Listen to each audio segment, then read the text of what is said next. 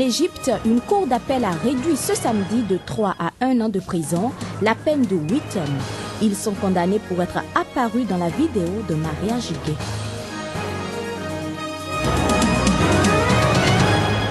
Au Burkina, des organisations de la société civile se mobilisent. Elles réclament une réforme de la commission électorale.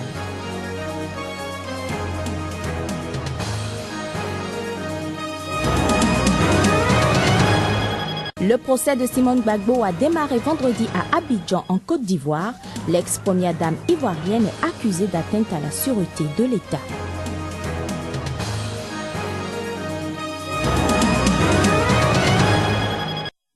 Un plaisir de vous retrouver pour cette édition. Bienvenue à toutes et à tous. Nous démarrons cette édition par l'Égypte, où une cour d'appel a réduit samedi de 3 à 1 an de prison la peine de 8 jeunes hommes accusés d'être apparus dans la vidéo de mariage gay. Le nouveau verdict a été annoncé samedi par un responsable judiciaire aux familles des condamnés qui patientaient dans l'angoisse dans une salle d'audience d'un tribunal du Caire. Les familles qui s'attendaient à un acquittement ont crié et pleuré à l'annonce de ce verdict, susceptible d'appel devant la Cour de cassation. Ces 8 personnes, il faut le dire, avaient été arrêtées en septembre après leur apparition dans une vidéo montrant 2 hommes échangeant des alliances en petit comité sur un bateau entouré d'amis. Les avocats de la défense n'ont eu de cesse d'affirmer que leurs clients n'étaient pas gays et ont accusé le tribunal d'avoir cédé face à la pression populaire dans un pays conservateur où l'homosexualité est mal vue. Il faut dire que la loi égyptienne n'interdit pas formellement l'homosexualité, mais plusieurs personnes ont été condamnées pour débauche ces dernières années car accusées d'avoir pris part à des fêtes rassemblant des homosexuels. Toujours en bref, une quarantaine d'organisations de la société civile burkinabé exigent la réforme de la commission électorale avant les élections de novembre 2015 au Burkina Faso. Ces organisations réclament également l'organisation couplée des prochaines élections contre l'avis du président de la commission électorale. Précisons que cette dernière comprend 15 membres dont 5 sont issus de la majorité, 5 de l'opposition et 5 de la société civile. Le procès de l'ex-première dame ivoirienne Simone Gbagbo s'est ouvert de façon formelle vendredi à Abidjan. Simone Gbagbo, les cheveux tressés, vêtue d'une robe en soie de couleur jaune, s'est présentée en personne au tribunal à l'instar de 82 dignitaires de l'ancien régime qui sont accusés comme elle d'atteinte à la sûreté de l'État en liaison à la crise post-électorale meurtrière de 2010-2011 qui avait fait à l'époque plus de 3000 morts. Pour la première fois depuis 3 ans, la dame de fer ivoirienne a fait une apparition publique à Abidjan. Simone Gbagbo s'est présentée en personne au tribunal vendredi sous forte escorte policière dans le cadre de son procès. Installée au premier rang dans le box des accusés aux côtés de Pascal Affi-N'Guessan, président du FPI, l'ancienne première dame ivoirienne, l'air détendu, est venue répondre de plusieurs crimes à l'instar de 82 dignitaires de l'ancien régime. Atteinte à la défense nationale, constitution de bande armée, participation à un mouvement insurrectionnel, trouble à l'ordre public, coalition de fonctionnaires de rébellion, tribalisme et xénophobie, la liste est longue. Des crimes liés à la crise post-électorale meurtrière de 2010-2011, mais qui, selon l'avocat de la défense, sont infondés. Le dossier des assises est vide. Et même la CPI a confirmé notre position. Dans ce dossier, il n'y a que la copie des infractions du code pénal. À aucun moment, comme c'est fait en matière pénale, il n'est attribué des faits personnels posés par chacun des accusés. Au jour d'aujourd'hui, on ne sait pas quel acte matériel a été posé par les accusés qui ont justifié leur présence devant la cour d'assises. L'audience de vendredi n'aura duré qu'un court instant. Le président du tribunal a annoncé la poursuite du procès lundi. L'ancien président malgache Marc Ravalomanane, arrêté en octobre de retour dans son pays, restera jusqu'à nouvel ordre en résidence surveillée à son domicile à Antananarivo. Marc Ravalomanane, qui était assigné en résidence à Diego Suarez depuis son retour à Madagascar en octobre, est discrètement rentré chez lui mercredi soir où il a pu passer Noël en famille. Les conditions de détention restent les mêmes. Ses contacts avec l'extérieur sont fortement restreints. Il ne peut pas sortir ni recevoir de visites sans autorisation spéciale. Faisons un tour à présent au Mexique. Cela fait 3 mois que 43 étudiants disparus de la région d'Iguala. Leurs parents ont conduit vendredi une manifestation regroupant quelques 3000 personnes au centre de Mexico. Ces parents voulaient démontrer pendant la période des fêtes de fin d'année que leur combat continuait pour les leurs, malgré la quasi-certitude des autorités fédérales que les 43 jeunes ont été massacrés par une organisation criminelle. Mais pour l'instant, seul l'un de ces étudiants a pu être identifié à partir des restes de son corps calciné, ce qui justifie le mince espoir de retrouver ses 42 compagnons. Mais les parents s'accrochent à l'idée que leurs enfants sont encore vivants et que les forces armées savent où ils se trouvent. De plus en plus populaire grâce au succès de films et de séries comme Le Seigneur des Anneaux ou Armatio historique européen connaît un engouement nouveau au Royaume-Uni. Une pratique qui réunissait aussi bien les amateurs d'épées longues que de serpents médiévales. Lorsque l'on fait face à une épée lourde de plusieurs kilos, mieux vaut ne pas baisser sa garde. Dans la petite église de Jackson Lane, à Londres, plusieurs dizaines de duellistes confirmés s'affrontent dans un tournoi. Épée longue et à 2 mains, bouclier, fossiles, du saxe, le choix des armes est vaste. Et pour remporter le combat, la règle est simple. Ne vous faites pas toucher. Si vous êtes touché plusieurs fois, c'est que vous vous y prenez mal. Si vous arrivez à toucher votre adversaire sans être atteint, c'est que vous en sentez bien. Nous essayons de représenter cela via un système de retrait de points. Donc à chaque fois que vous êtes touché, vous perdez des points. Et chaque fois que l'on vous retouche, vous en perdez encore. Si cela vous arrive trop souvent, vous perdez vos points et vous mourrez. Si les premiers écrits sur les techniques de combat remontent à l'Antiquité, la pratique des armes médiévales avait lentement disparu avec l'entrée dans le monde moderne. Mais depuis une quinzaine d'années, des combattants férus d'histoire redécouvrent et étudient les traités des maîtres d'armes du Moyen-Âge. Ils tentent de définir ce qu'on appelle aujourd'hui les arts martiaux historiques européens. Vous devez vraiment réfléchir à ce que vous faites. Il y a beaucoup de choses à travailler pour comprendre comment fonctionnent les techniques, pour pouvoir s'en servir, car elles sont basées sur des textes médiévaux et donc ils peuvent être interprétés de bien des façons. Au Royaume-Uni, la plus grande fédération du genre réunit près d'une trentaine de clubs et plus d'1 millier de personnes pratiquent ce sport de combat. Un intérêt nouveau qui s'est accéléré ces dernières années, en particulier grâce au cinéma et à la télévision. Je pense que ça attire beaucoup de gens grâce à Game of Thrones ou Le Seigneur des Anneaux.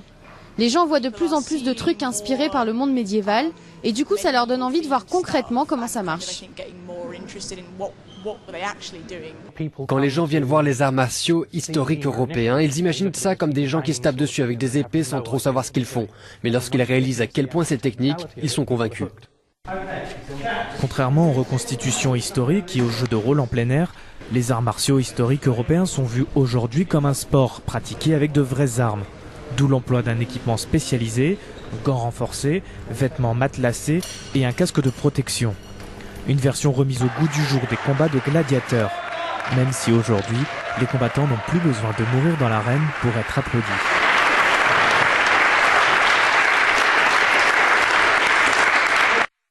Vêtements, livres, DVD, jouets ou même places de spectacle et voyages. Dès le jour de Noël, les Français n'hésitent plus à remettre en vente des cadeaux qui les ont déçus ou qu'ils ont reçus en double. Une pratique désormais bien ancrée dans les habitudes. Des précisions à travers cet élément. Sans complexe, les Français sont de plus en plus nombreux à revendre leurs cadeaux de Noël.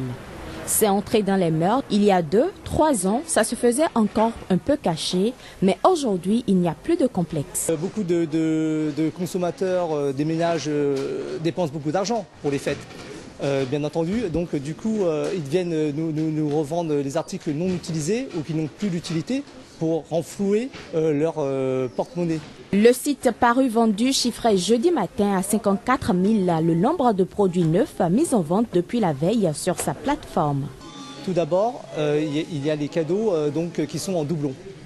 Donc forcément, la personne va s'en séparer. Ensuite, le Père Noël s'est trompé, donc des cadeaux qui ne plaisent pas. Ça c'est une seconde raison. Effectivement, la personne vient nous revendre aussi pour récupérer un peu d'argent et pourquoi pas réinvestir dans notre magasin pour racheter des produits qui leur conviennent. Le sujet n'est donc désormais plus tabou et les revendeurs de cadeaux sur Internet l'assument de plus en plus.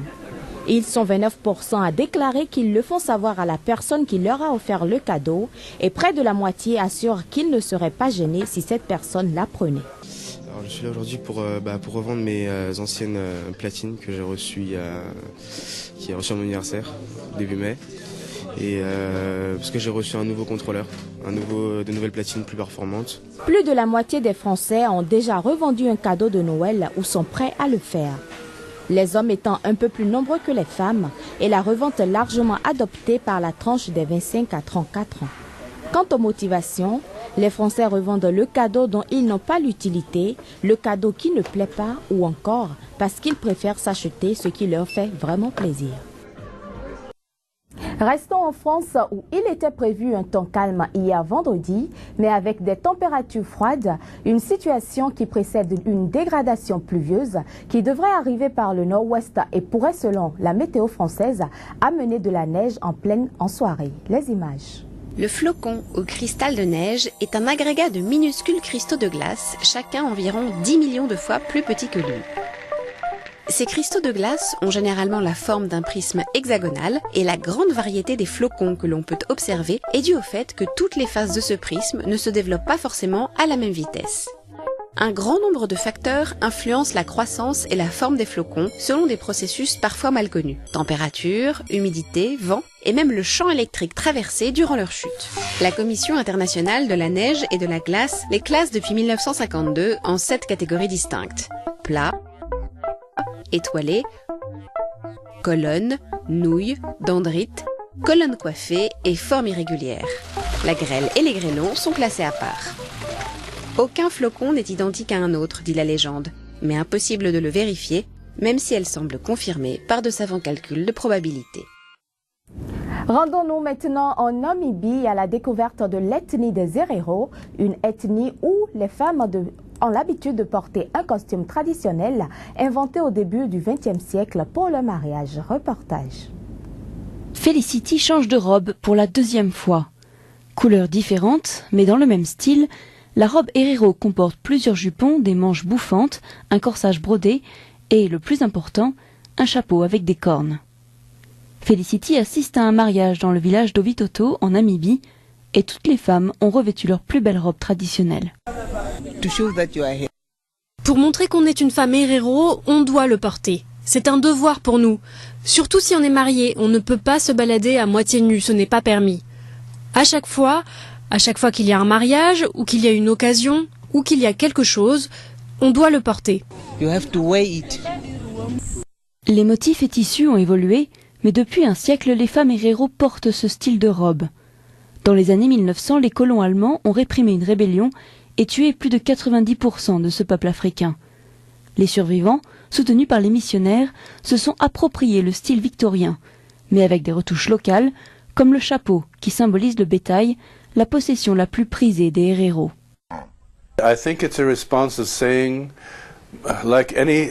Je pense que c'est une réponse à cette tentative de les exterminer. Comme tous les peuples qui ont été soumis à un génocide, ils se retranchent dans une attitude culturelle très défensive et très fière, très spécifique, qu'ils gardent où qu'ils aillent.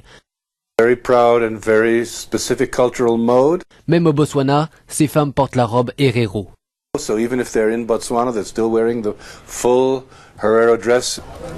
Les femmes Herero les plus âgées portent tout le temps leur robe, même en ville, au travail. Mais pas les plus jeunes, qui ne choisissent d'enfiler les vêtements traditionnels qu'en signe de respect lors des mariages, enterrements, célébrations et fêtes nationales. Aujourd'hui on s'amuse, on est libre, on porte ce qu'on veut, on se mélange. Demain, c'est le jour où il faut porter la robe et le reste parce que la mariée s'en va, c'est un moment triste et solennel. Ce sont surtout les personnes âgées qui les portent. Malheureusement, vu comment le monde change, les jeunes femmes doivent aller au travail et donc elles ne les portent plus régulièrement. Lors du deuxième jour de la cérémonie, la mariée est paradée, cachée sous son voile, devant les deux familles assemblées. C'est aussi l'occasion pour certaines adolescentes de revêtir pour la première fois une robe Herero, un signe qu'elles deviennent adultes. Pour les hommes, pas de parure traditionnelle, les femmes sont les gardiennes de l'héritage culturel de leur ethnie. Ce sera tout pour cette édition. Merci pour votre attention. Joyeux Noël à toutes et à tous. Au revoir.